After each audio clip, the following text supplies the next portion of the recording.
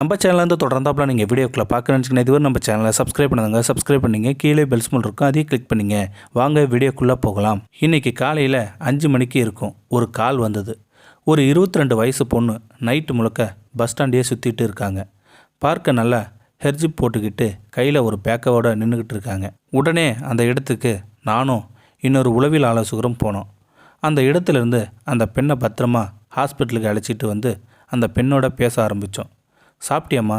இல்லை சார். சரி, சாப்பாடு வாங்க சொல்லியிருக்கோம், வந்ததும் சாப்பிடுங்க. எந்த ஊர் நீங்கள்? கன்னியாகுமரி சார். ஏன் இங்கே வந்திருக்கீங்க? எனக்கு அந்த பையனோட பெயர் வேணும், அவனை பார்க்கணும். சரி சரி, அவரை பார்க்க நாங்கள் ஏற்பாடு பண்ணுறோம். அவர் உங்களுக்கு எப்படி தெரியும்? எனக்கு ஃபேஸ்புக் மூலமாக தான் அவர் பழக்கம் ஆனார். என்னை லவ் பண்ணுறாரு. அவரை நான் கல்யாணம் பண்ணிக்கணும். சரி சரி, நீங்கள் என்ன படிச்சிருக்கீங்க? கம்ப்யூட்டர் இன்ஜினியரிங் முடிச்சிருக்கேன் சார். இவ்வளோ படித்த பிள்ளையாக இருக்கீங்க, ஏன் இவ்வளோ தூரத்துலேருந்து இந்த நேரத்தில் இங்கே வந்திருக்கீங்க? உங்களுக்கு எதுவாக ஆச்சுன்னா என்ன பண்ணுறது? சரி, அப்பா அம்மா மொபைல் நம்பர் தெரியுமா? தெரியும் சார். அந்த பொண்ணு நம்பரை சொன்னாங்க, கால் பண்ணணும். பாத்திமாவோட அம்மாவா நீங்கன்னு கேட்டதும் எதிர்பக்க குரல் ஓன்னு அலறல் அழுகியோடு, ஐயா, என் பொண்ணு எங்கேயா இருக்கா? நீங்கள் யாருன்னு கேட்டோம். ஒரு பயம் கலந்த பதற்றத்தோடு அந்த அம்மா கேட்டதும், அம்மா, நீங்கள் பயப்பட வேணாம், உங்கள் பொண்ணு இந்த இடத்துல ஹாஸ்பிட்டலில் பத்திரமா இருக்காங்கன்னு சொல்லி அந்த பெண்ணை பற்றி கேட்க ஆரம்பித்தோம். இதுவரை எத்தனையோ கேஸ் இந்த ஃபீல்டில் பார்த்துருந்தாலும் அந்த அம்மா சொன்ன விஷயங்கள் ரொம்ப அதிர்ச்சியாக கஷ்டமாக இருந்தது. ஒரே பொண்ணு, ரொம்ப செல்லமாக வளர்ந்துருக்காங்க. அதே நேரத்தில் ரொம்ப நல்ல பொண்ணு. ஸ்கூல் படிக்கிற வரையிலும் எந்த பிரச்சனையுமே சந்திக்காத நல்ல பொண்ணாக இருந்திருக்காங்க. ஸ்கூல் டீச்சர் கூட இந்த பொண்ணை ஒரு ரோல் மாடலாக மற்ற பிள்ளைங்களுக்கு சொல்கிற அளவுக்கு இருந்தாங்க.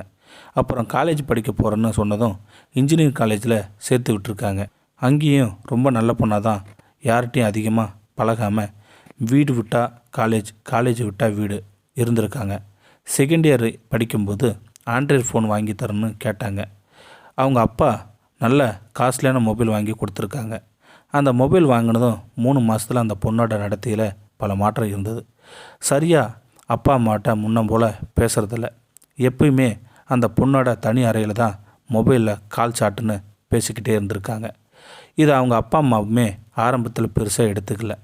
கொஞ்ச நாள் போக ரொம்ப நேரமாகியும் அந்த பொண்ணோட ரூம் திறக்கவே இல்லை.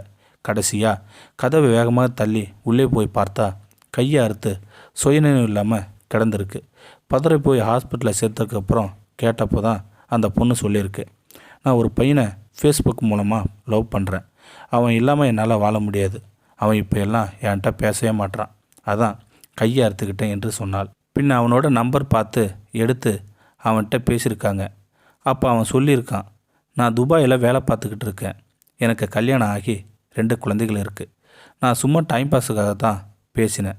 உங்கள் பொண்ணு தப்பாக எடுத்துக்கிச்சின்னு சொன்னதும் அவங்க அப்பா கடுமையாக அவனை திட்டியிருக்காரு.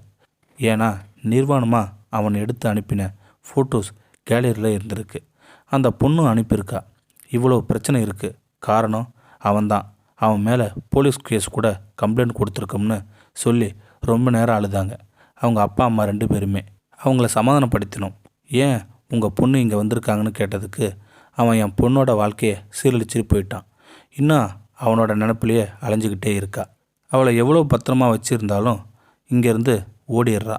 ஓடி வந்து அவனோட ஊரில் வீதி வீதியாக சுற்றுறா. இதோட ஒரு 50 தடவை இப்படியே வந்துட்டா. அவளை அங்கேயே பத்திரமா வச்சுக்கோங்க ஐயா, நாங்கள் உடனே வரோம்னு சொல்லி ஃபோனை வச்சுட்டாங்க. இப்போ அந்த பொண்ணுக்கு மனநலம் பாதிக்கப்பட்டதால் தொடர்ந்து சிகிச்சையில் வச்சுருக்க ஏற்பாடு செஞ்சுருக்கோம்.